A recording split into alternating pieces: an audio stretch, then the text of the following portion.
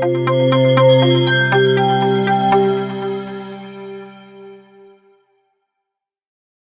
I want to welcome everybody to our 25th anthology celebration. So excited you guys are here. Yay! Yay. We've got a packed agenda. As Anne mentioned, my name is Toyette Dowdell. I am a longtime member of the Writer's Block and really happy that you guys are here. Really don't want to take time away from the agenda because we've got some great people we're going to hear from, but I do want to do a little bit of housekeeping. So I am more familiar with Teams than Zoom, but I know they all have the same thing. So there's a chat opportunity so you can post your comments or questions in the chat, and we'll be monitoring that. It's not a real Q&A kind of event because we just want to hear what everybody has to say because we've got such great speakers lined up. But if you got some questions or need any of that, and we'll be monitoring some of that. I'm going to ask people to go on mute if you're not speaking. Unmute when you want to. It's okay to, to talk, but just no background noise, etc. Watch, I'll be the main one doing that, right? And then we'll just go ahead and get started. Okay. So the man of the hour, we're going to get going first with Mr. John Warren.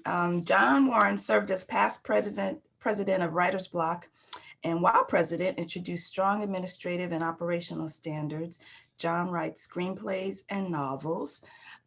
He's also pretty active in our Dallas area. For those of you who do not know, he's my neighbor also, so I get to say that as well. I haven't seen you as much walking because I've been home, but I have seen you outside. So without any further ado, let's welcome John Warren.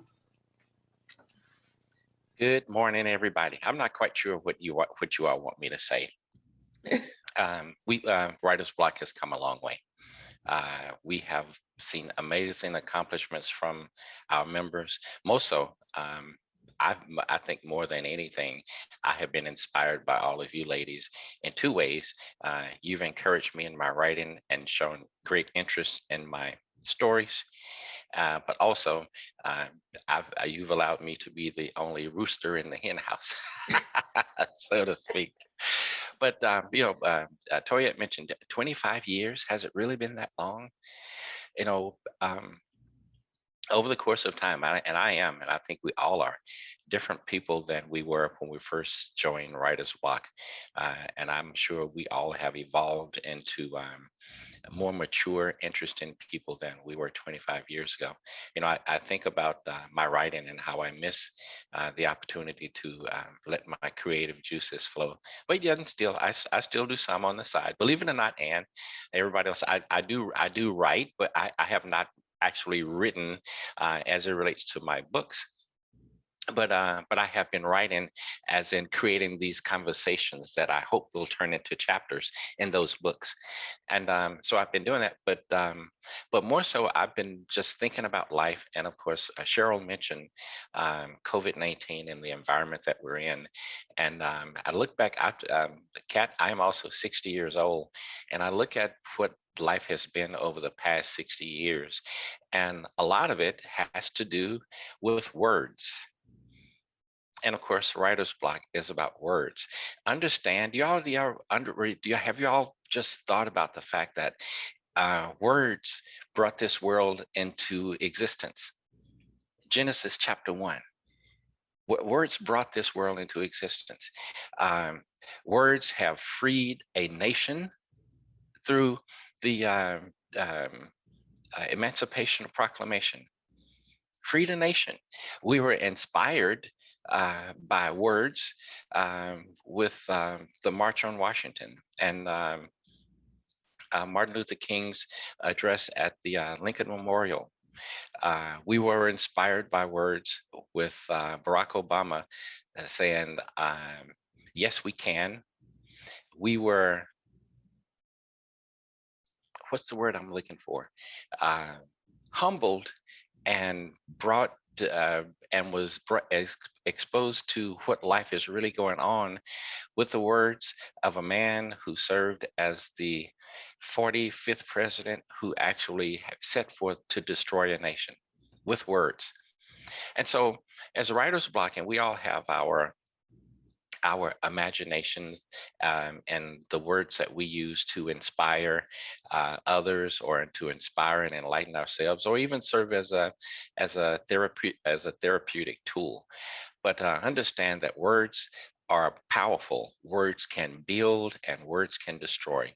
And so all of it, as members of the writer's block, we write because we want to communicate with others, we want to inspire, and we want to instill hope.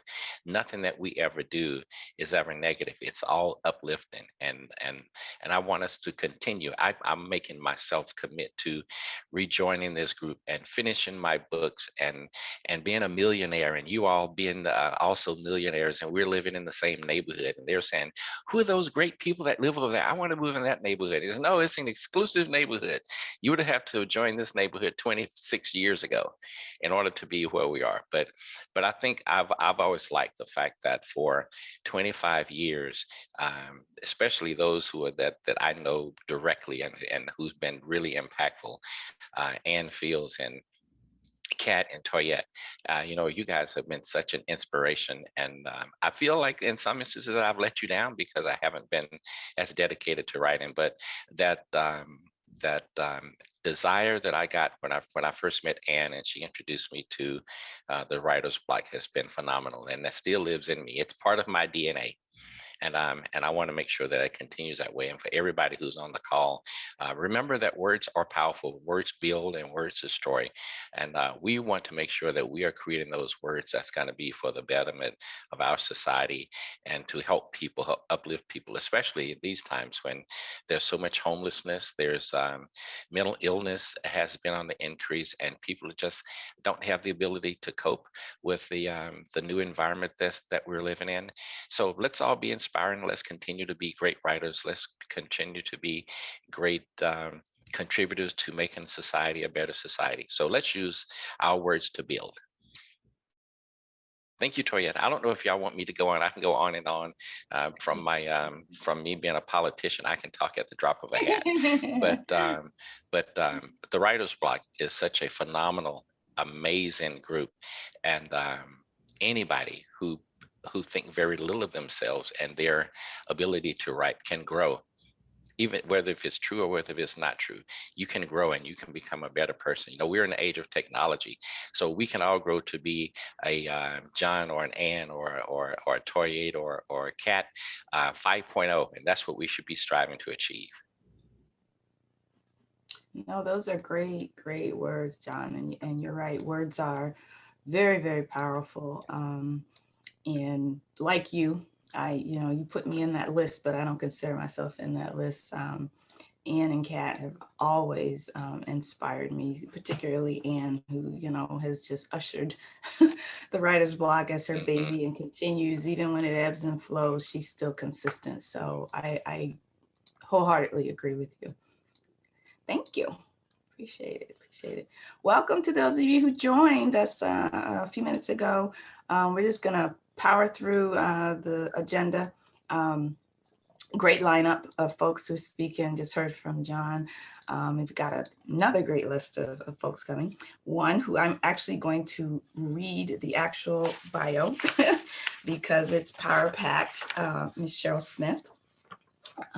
So Cheryl Smith serves as publisher and editor-in-chief of the Garland Journal, Texas Metro News, and iMessenger. She has over 40 years of experience working in print media and over 20 years in broadcast journalism, specifically for radio as an executive producer and talk show host. Her specific areas of interest include health, society, and community.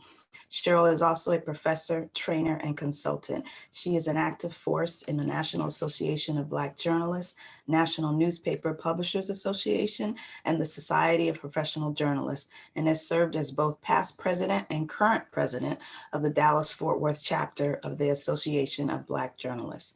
Cheryl is a proud graduate of Florida A&M University, go Rattlers, and Amberton University, and is a member of the Delta Sigma Theta sorority. Power packed. Did I not say power packed? Please welcome Cheryl Smith. I was so worried about that introduction. Why? Because one time I actually told someone I was so busy. I said, I don't have time to write anything. And I said, find something on Google. And they got up there, and you would have thought it was at my homegoing celebration because it started out. Cheryl Smith was born to Oh, no. and Early Smith in 19, and I was like, oh my gosh, I have to stop this drama. Oh no. It No, was, you with WBI. We know how to do that. I was like, oh my, but I am so humbled to be here. Um, and in fact, I don't want to be here because as a writer, I like for my words to speak for me, and I can hide behind my emotions. And and then too, but I feel so emotional because you all are doing what I would do for the rest of my life and not anything else. And that is writing. And so when I think about you celebrating 25 years, and try to think about when I was 25, 35, 45, 55, you just keep going. And I just say thank you for being here. For some people, reading a book is hell. For me, I'm in heaven. And unfortunately, things have happened that have made it impossible for me to read like I love to read. And so, becoming what you believe, I always wanted to be a writer. And one of the most inspirational writers for me has always been Nikki Giovanni because she's truthful. And I'm not talking about Nikki Giovanni that people fell in love with later in the 80s and 90s, or just like even Maya Angelou. I took offense when Oprah started promoting Maya, and I say Maya with all respect because I remember being a little teenage girl reading I Know Why the Caged Bird Sings, and just wanting to write. And and then finally getting to meet Maya Angelou, and I was sitting there holding her hand, and if she would have let me, I think I would have climbed up in her lap and put my head on her shoulder because it was so wonderful because we had that moment together, that bonding when you're with other writers, how you feel. And 2 days ago, as I was preparing for this, Sylvia Donovan Hines, who's the Celebrating Life Foundation, sent me a picture, and it was a picture of myself and Nikki Giovanni. And it was it was when I was at KKDA, and we were at all places, Black Images Book Bazaar. And I was sitting there interviewing her, and I thought about one of the last times I talked to Nikki, and she was supposed to be coming to the African American Museum for Tula Soma. Her sister died that morning that we were going to be doing the interview, and she was supposed to be coming later that week. And I remember actually getting to console her.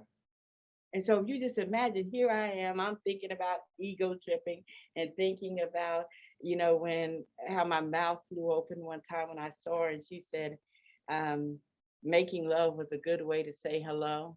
And, and that was in 1980. And here I am trying to give my sister some feeling of love and support as she dealt with the grief she was going through. And I thought about you all, and I said, we have our Nikki Giovanni's, we have our Maya Angelou, and people don't know him as much as an author, but we have our Dick Gregory's, who are authors, who are writers, and you bring so much into the life of others. When I was working on my master's degree, I had to write about my favorite room. And my favorite room had 3 walls were all books from the top to the bottom. And the last wall was a window, and that window changed seasons. So there would be snow, there would be flowers blooming, there would be the orange and brown of the leaves changing. And then, you know, it was that hot summer. So I had all the seasons, but I had my books there. And those books were so important to me. And the esteemed Honorable John Warren talked about those words, and when you put those words on paper, what it means and what it does for others. You are touching people in a place that, wow, that, you know, somebody else feels it. And one thing I do not feel good about is that when I started my publications, I used to read books and I used to review them. And I reviewed the ones that were self-published because they wouldn't get the eyeballs that ones that were published by big companies were. And it also gave me a chance. I didn't critique them, I reviewed them. So what I'm doing is giving you an overview of the book. And that, and they was sometimes, just like in other books by major corporations, they have errors also. But I tried to get to the message, and some of the best books that I've ever read have been from those that are self-published. And so I would read books and write reviews, and I don't get a chance to do that. And I feel like a void in my life. And so I said, I have to start back. I have to start back writing. I've edited books, and I'm like, what the heck? You're editing books. You're a writer. You should be writing your own. And so then when someone can churn out books, and we have a number of authors in the Metroplex, a number of Black authors who are doing great work, and we need to support them more. We need to have a place for them. And I keep saying, Cheryl, you're going to start back reading books. You're going to start back reading. And I remember a young lady told me her book. I told her one of my favorite books. And you may say that I may go down in your estimation of me. One of my favorite books was The Coldest Winter Ever by Sister Soldier. I just thought it was just really well written. And for someone to be able to talk about themselves in the book, it was just great for me. And so I met a young lady, and she said, well, my book is just as good. And I've heard that several times, but guess what? It was. And just think about the books that we're not getting a chance to read, to share. I just wish there were more ways we could put the books in folks' hands, that we could promote reading and encouraging, even if we have to do more of the audio book.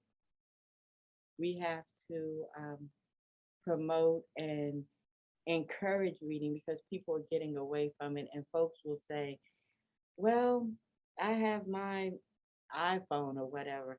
Well, you know what? And this graphic may be appealing to some and unappealing to others. But when I'm soaking in the tub, I do not want electronics in there with me. I want a book. I want to feel the book. I want to turn the pages. I want to go back if I say, did I read that?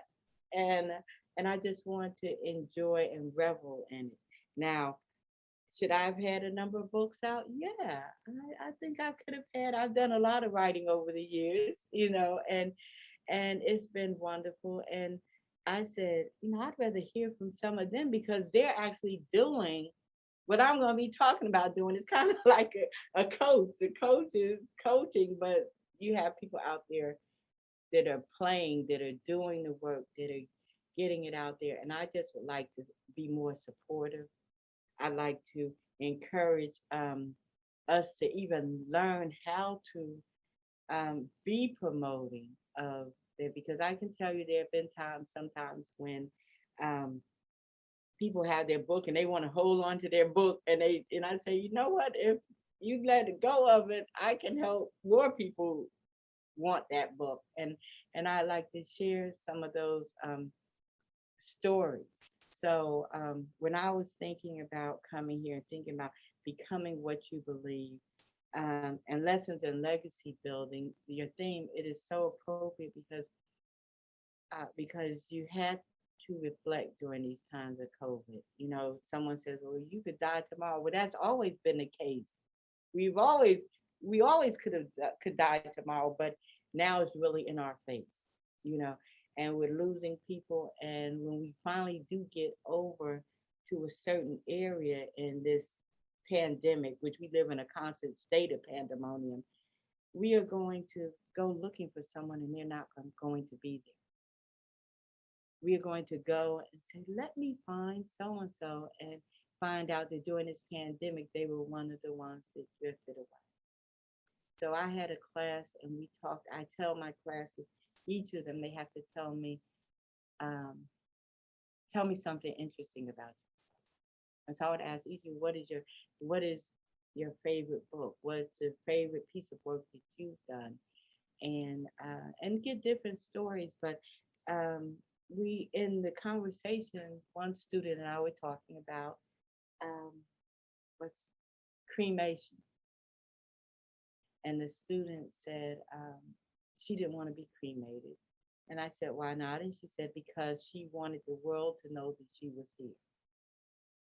But guess what? I got all y'all beautiful faces, and the world will know you are here. Guess how they will know? Because of what you did while you were. Now, I don't know how many of you, I still won't do it today. You know, I can be considered immature. When I was young, they said, oh no, don't point at a graveyard, because if you do, your finger's gonna turn to stone. I don't know if any of you heard that before. And so I never point at graveyards. But have you ever been to a burial and you're stepping on, and you're like, oh my gosh, I stepped on somebody, and then you're stopping and you're looking, you say, oh, they lived a certain time. Well, if the only way I can tell you lived is that you died, then I have to question what your life, were you living or existing? And so I have these brothers and sisters, and that's, you inspired me to, Cheryl, make some time. Chart, maybe writer's block, everyone can say what they did. How do they do it? Some people take an hour a day. Some people get up early in the morning. Some people walk and talk into a device so that they can put it to paper later. But what is all said in it, and just like with Ann says, you know, that no, the artwork is beautiful, but it does not look better than you. But long after you are gone, that artwork will be there, and it will be a testament to you and the work that you have done while you're here. And that is what excites me, because I said, they want me to speak. Don't they know I want to be them? No, they know that I'm trying to get to that point, because I have several books in me. In fact, they weigh probably like about 10 pounds each. And if I could get 5 of them out, you know, I'd be forgetting my age and be in a string bikini somewhere. So, you know, that's the type of writing. But I applaud all of you for doing what I want to do, for becoming what you believe and putting it on paper and putting it out there, so that long after we have said our last goodbyes, the world sees what your contribution was while you were here. Thank you. Oh, that's wonderful. Thank you for clapping. Oh, those are great words. Yeah, I love a couple of things you said, but live, don't just exist. So very true, not just with words, but just how we operate and how we exist in the world. You know, let's live. Particularly now, as you said, is very um, key, I think, and has bubbled to the surface. We know a little bit more about that now. And then just to, let's write our testimony. You know, that's how you show that you lived and leave a place and leave something here. Why not show that ourselves, right? So I'm not suggesting, I know people who do, they write, you mentioned the obituary, they write their own obituary beforehand, but how awesome is it for us to have written, people, you know, might not know who we are, you know, 200 years from now, but if they see a piece of paper where we've written down some things that we thought or put words together a certain way, it is an indication of who we were. and what we represented and what we thought. So thank you.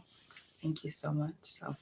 So we are here celebrating 25 years, but we also have some anthologies. That's one of the great things about, I'm not telling you guys anything you don't know, but about the Writer's Block is, we help writers write, but we also give them a forum and a place to kind of be published, because that's the whole goal, right? I want to be published. Everybody's like, I want to be published, right? They don't want to just write. I always get coaching to say, write. You are a writer when you write. You're not a writer just when somebody, pays for a book or whatever. You're a writer when you put something down on paper, you birth it. So, but as part of that, great initiative by the group to publish some anthologies. And right now we're going to hear from someone who is in several of those anthologies. Miss Danette Allen. I will add, this is not about me, but I am going to add that we're birthday twins. We have the same birthday. So of course, I think she's awesome even before the writing. So Danette Allen is our resident poet, crafting works that shine the light on love, relationships, spirituality, and life in general. Her poems appear in 2 editions of the anthology. And right now we're going to hear from Danette Allen. Thank you. Thanks for this opportunity. I'm very excited to see all of your faces and to know that Writer's Block has touched you the way it has touched me. And so happy 25. This is called Another 3. Welcome to the block of the enslaved writers turned free, where a meeting of 3 grew into 6 and then became 12, and now spans 25 years of Black storyteller legacy. And, where muzzled voices are loosened and concealed ideas are revealed, where pens and laptops deliver treasures most literary. Whether novelist, essayist, or poet be, this block is for those who write new history, those who document their truth in fact and fiction, those who dream in paragraphs and plot twists, those who stride in stanza and rhyme. Amid scratch pads and drafts, vulnerable hubs of critiques and retreats, this block remains a constant conduit for writers who want to celebrate our stories. Like brown skin tones and curl pattern celebrations, or church ladies in fashionable hats who dish over tea, or the old family secrets dredged up from the past, while friendship and Black love go postal and sex traffickers encounter the wrong Black woman. These are the tales of the proud block, the strong community of expressive encouragers, past and present, honing this craft to parallel the times. So our language is intentional and impactful, fortifying who we are and what we will be. For another 25 years, another 12, another 6, another 3. Thank you.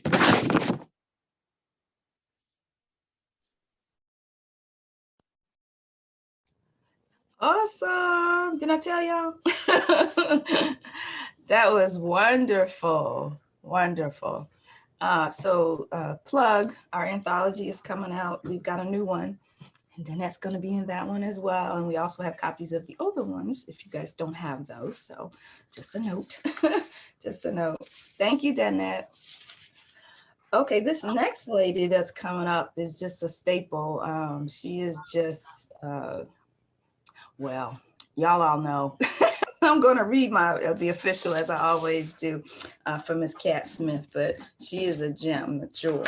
Kat Smith served as past president of the Writers Block, and while president, strengthened programs for writers that included writing conference and critiques. She writes in multiple genres, including nonfiction, poetry, short stories, and scripts. I could go on and on and on about all the things. She's not just a writer, she's a radio host, she's a journalist, she's all sorts of things, but I'm just going to introduce you to Kat Smith.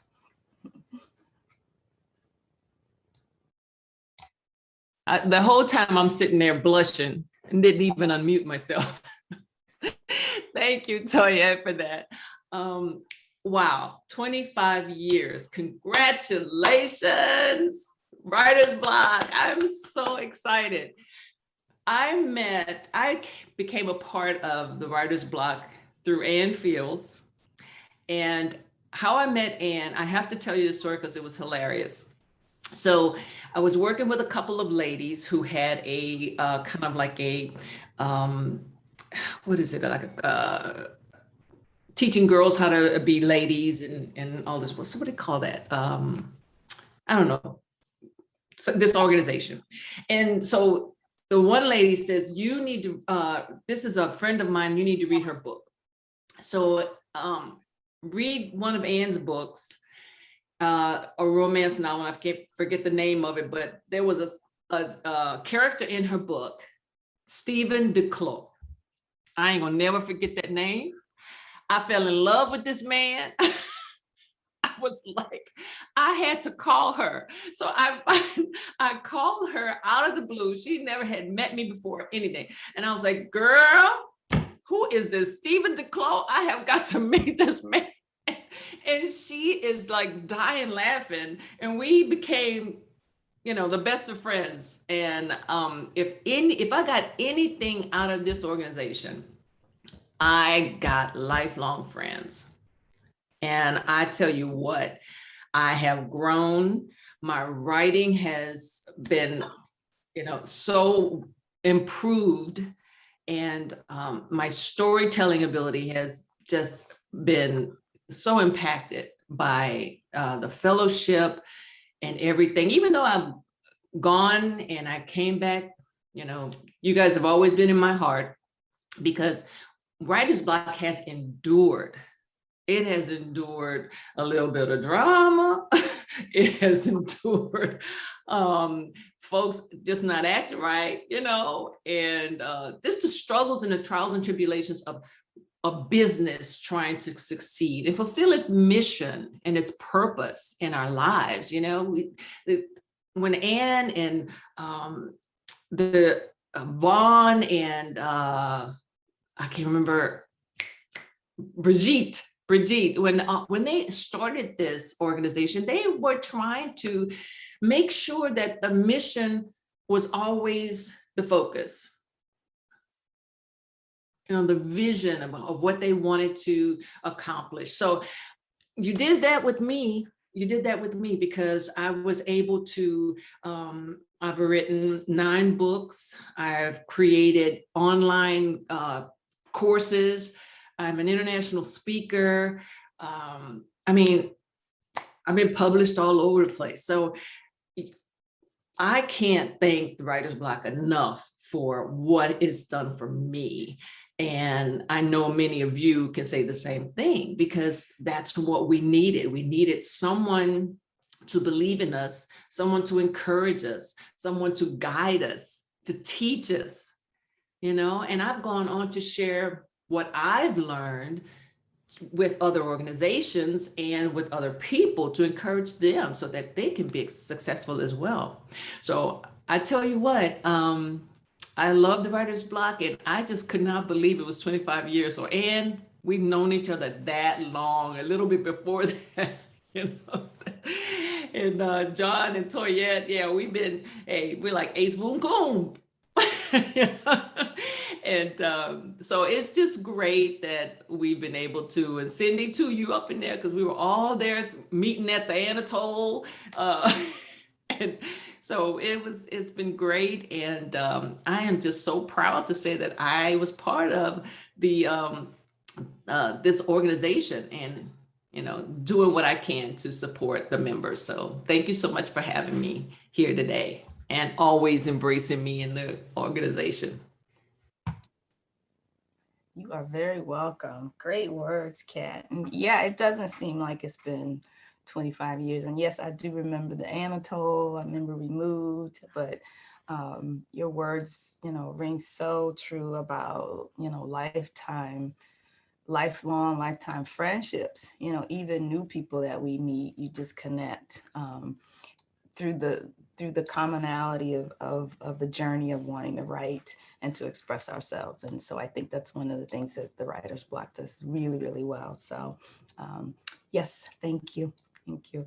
So we're going to move on to our next presenter, who is also in the anthology, but is multi-talented. She writes, she sings, she's a business person, all of that. So I'll read her bio as well. Lei Scott is one of our multi-talented members who writes, sings, and performs voiceover work.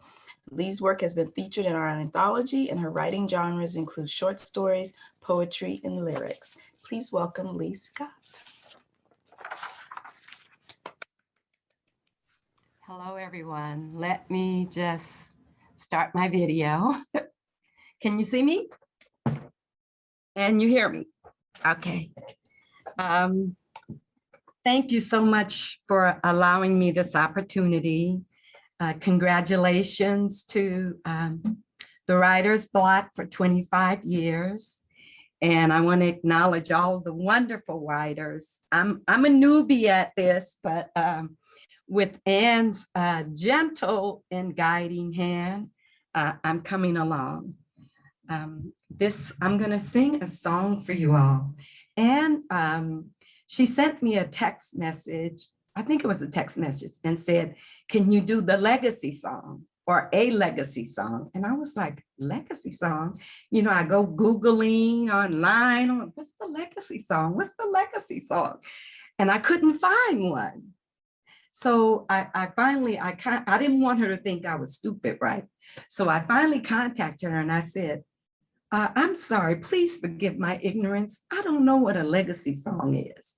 And she started laughing and she said, oh, that's a song. That's, I want us to have a song, a legacy song. So I said, oh, okay. So I'm not crazy. So then I just decided I would create a legacy song. And I worked on some lyrics. It's only been about a week, so this is really still a song in progress for the Writer's Block. And then I pulled my brother in, he's in California, and he put some music to it. It's not quite what I wanted. However, he informed me if I don't use his music after all the work he did, he is going to be very upset with me. So I'm going to cue this up and I gotta find it. There it is. And I'm gonna do his music. So just overlook anything that might sound a little strange. Okay. Here we go. Can you, I don't know if you guys can hear me.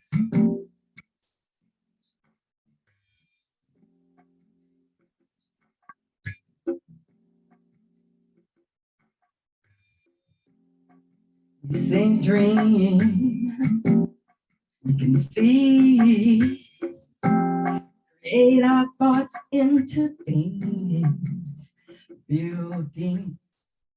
I'm sorry, y'all. Can I start that again? The music is fading out and I'm not sure why. Let's start it again. Please forgive me. Can y'all hear that? Y'all can hear it? Okay.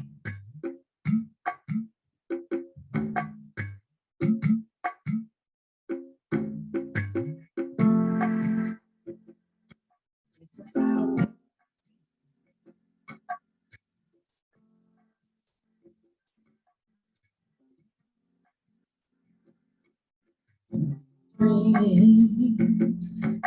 We can see, create our thoughts into things, building our legacies. We're building our legacies. We write, we sing, imagine words into being, building our legacy. We're building our legacy. And when we've gone, leaving our stories, poems, and songs, songs, a history from the years, sharing our joys and tears like the rays of the sun shining on everyone. We express, we reveal from within what we truly feel, building our legacies. We're building our legacies. We mold, we shape, trusting God and our heritage of faith, building our legacies. We're building our legacies. When we have gone, we leave you our stories, poems, and songs. A legacy that endures, resting on listening ears, shining bright. Look up, we are the stars in the night. Yes, when we're gone, you'll have our stories, poems, our songs. A legacy rich and divine are the jewels we leave behind, like waters that flow, glistening as we go. This is our legacy. This is our legacy. This is our legacy. We're leaving our legacy. We're leaving a legacy of love. We're leaving a legacy of love. Oh my goodness, Tony, that's awesome. Thank you. Thank you. I like the music. Well, it needs work. Well, Thank you. said by a professional. The rest, well, I don't know about the rest of y'all, but you could have told me it was done, and I've been like, okay. Thank you. Thank you. Oh man. Okay, let's move right along. Our next speaker is also another powerhouse, Mr. Terry Loftis. Terry Loftis is a Dallas native and graduate of Booker T. Washington High School for the Visual and Performing Arts, is a two-time Tony-nominated Broadway producer and the former vice president of the Broadway Strategic Return Fund in New York, where he oversaw all investor development for BSRF through the United States. In his current role, he serves as the Donna Wilhelm Family President and Executive Director of the Arts Community Alliance, an organization dedicated to lifting up the arts across North Texas through grant making and capacity building. He has spent the bulk of his career in advertising, previously serving as the president of the Dallas-based firm Eisenberg and Associates, and has been actively engaged in the Dallas arts and nonprofit community for over 20 years. Please welcome Terry Loftis. Cheryl, I thought about rewriting mine as you talked about yours, to start by saying, you know, I was born of Carolyn and Alvin Loftis, and I thought that might have been a bit more fun, but I feel, I want to thank each of you for inviting me to be here today. I feel out of place among so many creative and talented leaders in our community that are writers. And while I don't profess to be a creative person or a creator of content, based on how much I talk, my mom might say otherwise. But I am a Dallas native. I grew up in Trinity Heights over in Oak Cliff, which is the area right around the Dallas Zoo. I'm a product of DISD from grade school. I was at Harold Budd Elementary, went to Bowd Story Middle School, and then had I stayed in Oak Cliff for high school, I would have ended up at SOC.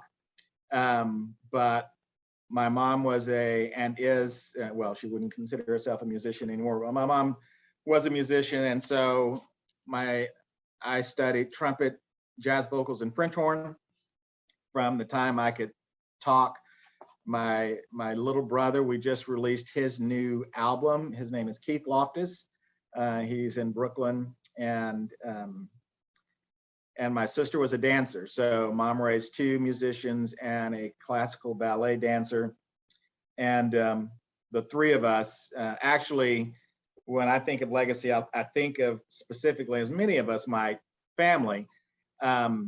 And everyone in my family was a graduate of Booker T. So my parents graduated there, one of the last graduating classes in the mid-60s. Her brothers graduated from that campus. My dad and his siblings graduated from that campus. My sister, my brother, and I, and more recently, my niece and my nephew. So the entire family went to school on that campus, and I actually office in the arts district. So I'm right across the street from the campus, and I get to see it every day, which is a real treat. So, listening to all of these stories and here to help each of you celebrate the 25th anniversary of Writer's Block, I do feel a bit out of place. I'm listening to these stories, wondering why the hell Ann asked me to do this today, because I do not have this pedigree, but I do wanted to share some information. I don't know how familiar you guys are with TACA, the Arts Community Alliance, but it is Dallas's oldest nonprofit that makes grants to the cultural arts. And what excites me about being in this position is I am the first person that looks like us to head this organization and its 54-year history. And one of my big initiatives and goals when I got to TACA in October 2019 was to recognize the literary arts as an art form. And we did that this past May. And so we'll be making grants between now and the end of the year for the first time in TACA's history to literary arts organizations in Dallas. And so Ann and I haven't talked about this, but Writer's Block is definitely one of the 501c3s that qualifies for arts funding from TACA to support the amazing work that you've done these last 25 years, but hopefully to be a part of the impact that you're going to make in the next 25. So I'm very excited about that. I'm very excited that it was me that was bringing this to bear. I was kind of shocked that literary arts and the institution of what Dallas considers recognized cultural arts was not already there. So all of you who still have those projects on the shelf, Cheryl mentioned that I think everybody's talked about these projects that are either started to be put on paper or haven't been quite finished. I'd encourage you to do it because I am happy to celebrate with you all the amazing work that you're doing individually and creating literary art, but also through Writer's Block. And John said something very powerful to me in his remarks, which was this whole concept of storytelling. And whether we are professional writers or not, the fabric of our entire culture and society is rooted in our ability to tell stories. And beyond that, I think it's equally powerful in how those words evoke thoughts and beliefs. So despite my upbringing in the church, I don't know if any of you are familiar with my late father. His name was Alvin Loftis Jr. He was senior minister of the Pleasant Grove Community Baptist Church. And I never thought I would be a public speaker because I grew up listening to Dad talk all the time, wishing he'd shut up, especially when he would pray, because his prayers went on forever. And I'm like, Jesus heard you 30 minutes ago, can we eat? But it instilled in me this idea of storytelling and the power and impact it has, particularly on young people. So I use myself as that example. Kat was joking about being 60. I've got 4 years before I get there. So I feel comfortable being in this group. But John said something very powerful, which is storytelling and words have the power to lift up and the power to really bring us down. And we have seen that throughout the evolution of our society. We have seen that throughout the evolution of our lives culturally as a community, whether that be rooted in the church. And when you look at the literary arts and recognizing it as an art form, storytelling in our community specifically has been the catalyst to inspire, to impact change and evoke change. And I'm right there with Cheryl in that, you know, I have an iPad, I have my phone, I have 2 laptops, but there's something unique about sitting, especially with our schedules, being able to take time and sit down and pick up a book and actually feel it in your hand and read it. But I want to make a point about storytelling and our thoughts, because I firmly believe that our thoughts have power and they're not proprietary to us. So any of us who believe in God, I'm assuming we believe that through the power of prayer, we can evoke change. We can literally be co-creators with God, and we've been taught that. So if through collective consciousness and storytelling, if we were all, for example, to tell the same story, the same narrative collectively, and put that narrative around a subject matter. So let's say it's hunger. Let's say it's the ability to clothe people, take care of the homeless, take care of our families. And if we believe that collectively through collective conscious and thought and storytelling, we could make a huge impact and difference just by putting that into the realm of God's, and you know, this realm that despite what we've been taught and despite what we've read, there's this ongoing mystique about God that we won't truly get until we have dropped this density that he allows us to maneuver, our souls to maneuver in while we're here and go back home. But while we're here, to John's point, that aspect of storytelling is powerful. We've seen what it can do positively, we've seen what it can do negatively, and we've seen how it can be used from the perspective of lying to feed a collective consciousness to impact change. And we saw that the last 4 years. And my mom said something very interesting to me, because I'm a mama's boy and I'm always learning from her, which is through thought and storytelling, he was able to not only change the narrative, but he was able to hone in on a demographic that narrative would resonate with. And so she says, so that thin Band-Aid that has always been, you know, on this topic that we call systematic racism, was ripped off. So where they may have been in the background and in the shadows before, or the history of hiding behind hoods, now they had someone that was their champion who said, rip that damn Band-Aid off and stand here with me. And mom said, the only good thing about that dysfunction is we know where they are and who they are. Before, they were in the background saying, you know, oh, I don't have a prejudice bone in my body, and you know, all of the things that we've all heard before.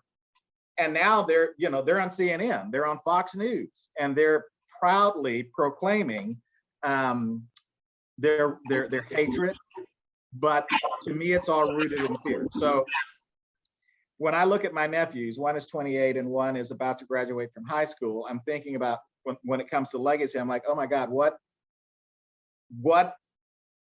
is their world going to look like 25, 30, 50 years from now when I'm not here? When their parents are no longer here? And what can we do now as a community of educators, of storytellers, to not only inspire those in our immediate trajectory, you know, whether that be our churches, our families, but how do you, because I'm not a writer, how does our culture of community of Black writers and the cultivators of creative content continue to spread those tentacles into the fabric of our society, not only to impact our families and our culture, but to make that impact in people who are not in our culture, that are not in our families. It's incumbent upon us, if we're going to look at it and change the narrative and the perspective, we have to be proudly telling these stories to people who are not necessarily in the sandbox with us, because we can't impact or affect change unless we do. I stole something from a colleague in a meeting that I had before we joined the call today, and he said, storytelling is story selling. And I was like, I can't believe you said that. I've got a Zoom in like 30 minutes with a bunch of writers. Profound to share this. Through adversity, writers have been able to impact and inspire. So when you, and so that's where this whole notion of art, spirituality, and just our story, you know, each of us has our individual story. You know, my grandfather was from Dangerfield, Texas. He was white and Indian.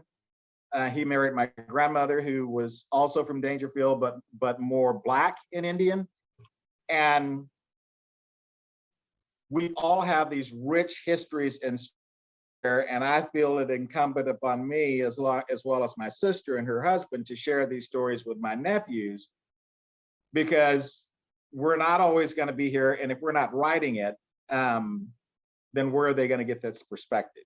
We're every day we're seeing, particularly the fact that we live in what I can only describe as an ass backward state legislature in Austin, who are not only attacking our ability to vote, but now attacking what teachers are able to teach in school, to eradicate anything that has to do with our experience becoming Americans with slavery, not only in the Black community, but in any community that looks different from what they consider theirs.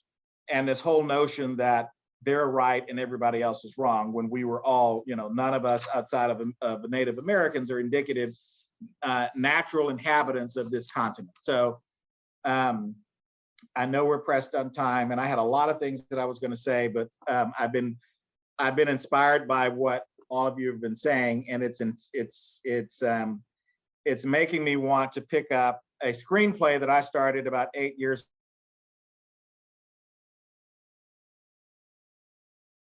ago. But I'm so excited to be able to just share a bit of my my perspective, which I feel is not adequate compared to yours, because you guys have been doing this for such a long time, and it's truly inspiring to share this anniversary special with you. And I want to do what I can as the head of TACA to not only promote the writer's block, but also to promote each of you in the work that you're doing. Because we now, I don't know how long I will be in this position. I have always been a fix-it CEO. And I have done that. When I got to TACA, it was near bankruptcy, and between October of 2019 and right now, we've gone from $100,000 in a surplus account to $1.8 million in cash in surplus. So I feel that I've done a big heavy lift already. But also to use this position to the best of my ability to not only promote the literary arts within our community, but as a whole in North Texas for literary arts, and to encourage kids specifically not to be afraid to read and not to be afraid to become storytellers of their own lives and everything around them. Because I had a similar conversation with a group of Broadway producers of color, and that's a very small percentage in New York, around the idea that it's our responsibility to get more people who look like us into these discussions, into these institutions, because if we don't, no one else will. So when I became an accredited Broadway producer, which means basically you raise a lot of money, there were probably, this is in 2012, there were probably 2 other accredited producers of color on Broadway. And I found that astounding. So now there's an organization that I was involved with creating that's in New York that is solely dedicated to teaching young men and women of color how do you become an accredited Broadway producer? What does it mean to produce a Broadway show? And how do you do it from wherever you are? I raised most of the money I put on Broadway from right here.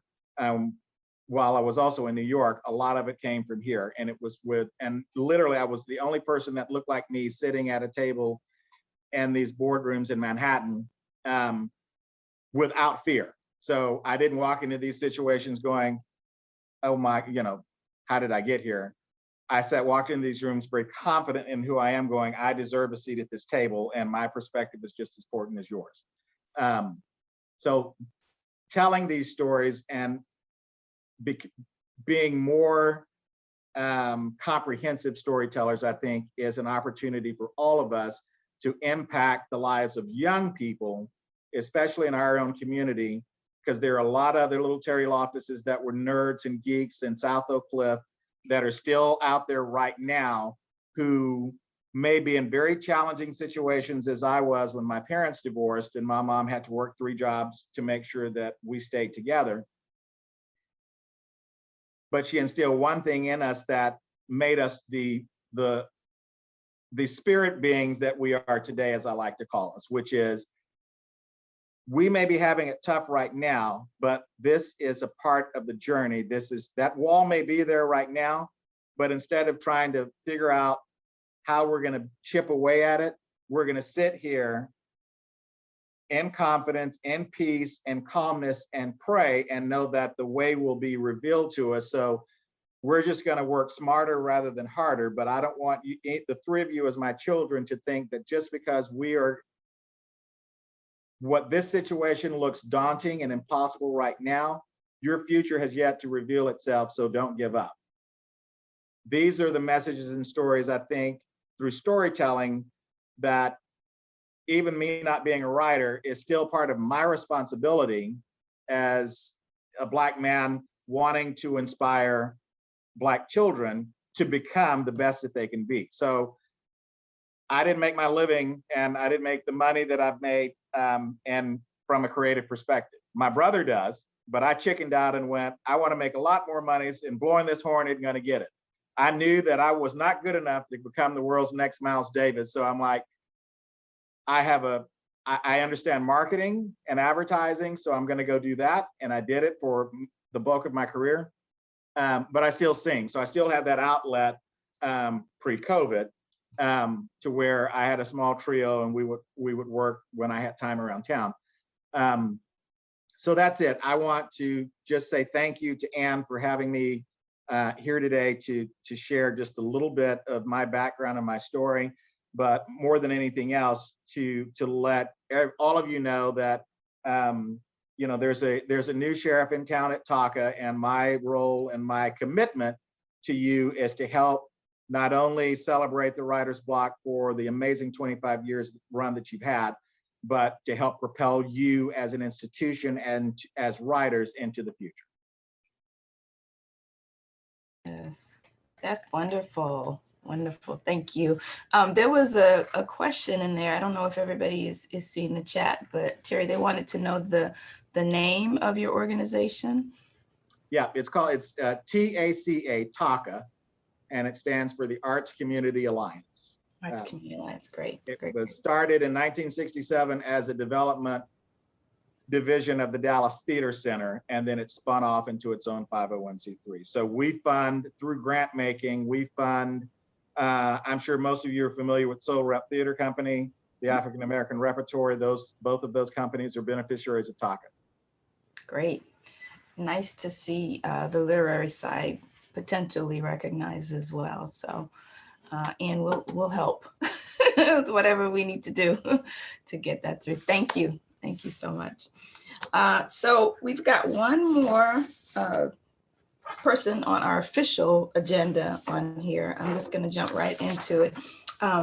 Cindy Lewis served as past president of the Writers Block, and while president, expanded the reach of the organization by establishing collaborations and partnerships that span the country. Cindy writes laugh out loud fiction. Without further ado, Cindy Lewis.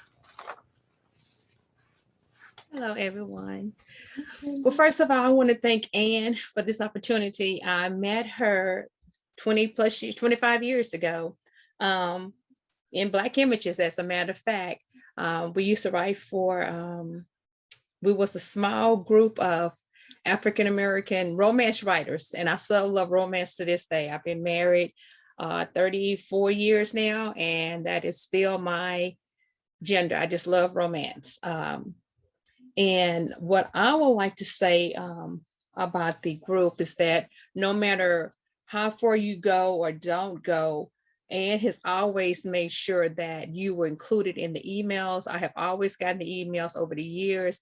She's never left me out, even though I have, I'm like no longer a part, but you won't say no longer a part. You're always going to be a part of it. That's where the legacy comes in at. No matter where you go, you may not, just like in a sorority, you have your legacies. You may have you pledged, you did what you needed to do, and then you may decide, oh, well, I don't want to do this anymore, or I haven't paid my membership. But once you do that, you're still part of that legacy. So you are still part of the legacy as far as Writer's Block. What I like to see, the 25 years, I thought about that 25 years. What is 25 years in marriage and 25 years in anything that you do? It's the 25 years is considered your silver year. And with that being your silver year, well, we're saying we're getting older, we're seeing the gray in our hair. We're not getting older, we're just in the silver years now. That's what we're doing. And by us being in that silver year, we have seen things and heard things, and we have contributed to things that have happened in this world. With us being in the 25 year of this time frame, is that it's a wonderful time. We have seen things that that others haven't seen. It's like our ancestors have went on before. They've seen us, they build things to where we have the foundation. When you look at the Writer's Block, you have to have a good foundation. And the foundation, if you don't have a good foundation, you won't be able to build. So 25 years let me know that this foundation is solid. And I don't know, do some people do it when you build a new house? What we're in the process of doing, when you build a new house, I like to go in there and write scriptures on the wood before it even goes up. And the scripture that Anne gave us was the Matthew 9:27-31. That's letting me know that no matter what goes on, you might be blind, but God is going to be able to see you. He's going to make you see, like he did the two blind men. And he went on to do different things. And I feel like that's what Writer's Block is going on to do. Just like Jesus went on to do and heal everybody else, I feel like Writer's Block is going to continue to heal, not say heal, but continue to grow us, make us be better people in this community and around the world. And and the 25 year flower is roses. For it's me, I don't really care for flowers, but that's just me. But give me my rose while I can see it bloom and while it grows. And I feel like that's how Writer's Block is. So we're giving you your 25 years. Here's your roses, whether you like them red, blue, yellow, purple, whatever. Get your roses, and when you can smell the fragrance on those. So continue to build the legacy. Continue to be who you are. And I remember John doing his book, Tar Baby. How's that book coming out, John? I remember things that we saw at the Amazon, Amato, sitting there in that little area, just talking everything. And then from there, we did things at Black Images. We did, then we ended up going to another bookstore.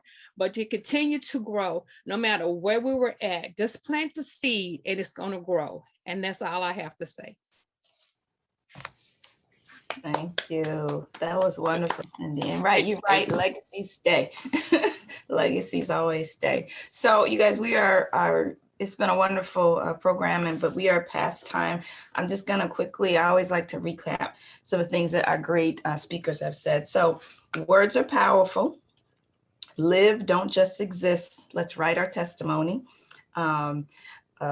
Generate lifetime friendships for encouragement. Storytelling is story selling. And Writer's Block is about a legacy. Let's go and create our legacy as we go on. So thank you all for being here. I do want to turn over to Ann before we close out to see if she has anything else to say.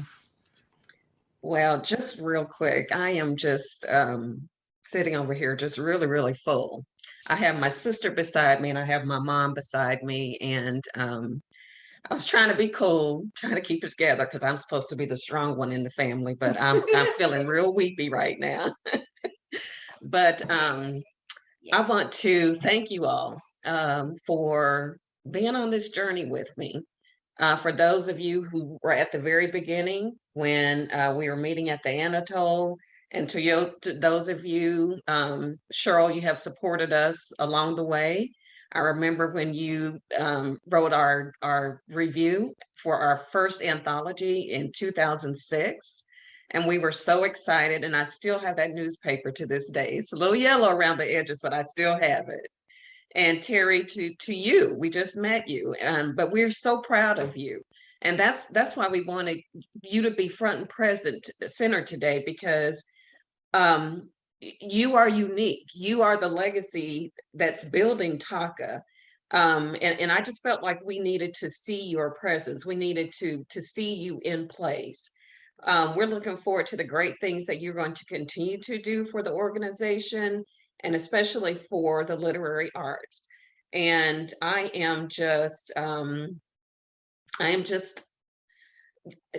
knew of TACA years ago, and I just could not believe that the literary arts was not even considered a part of it. But hey, you know, I love dance, I love music, I love drama. So I was cool with that. But it always just was a little bit of a disconnect for me that words were not included. And when you and I were talking about you coming and participating today, you said something that just hit it home for me, which is everything starts with words, even with drama, even with thank you, songs. It all starts with words. That is the basis. And so for those of you who are here today, I want to thank you all for coming. For the speakers who presented today, thank you so much for your words. Toyette did a great summation. So again, I just want to thank you guys for coming out today to celebrate our 25 years. You all are awesome. I pray God's blessing on each and every one of you and your future, and the legacies that you're building today, past, present, future. God bless you all. Thank you for sharing today with us. You're welcome. Thank you, Ann. Thank you, for all that guys. you do. Great seeing everybody. Take care. Bye-bye. Yes, it was. Bye. Everybody. Bye, you guys. This has been Bye-bye. wonderful. Thank you all. I'll see you all later. Thank Yes. you. Thank you. Bye. Thank So you. good Thank seeing you. everyone. See everyone. Thank you.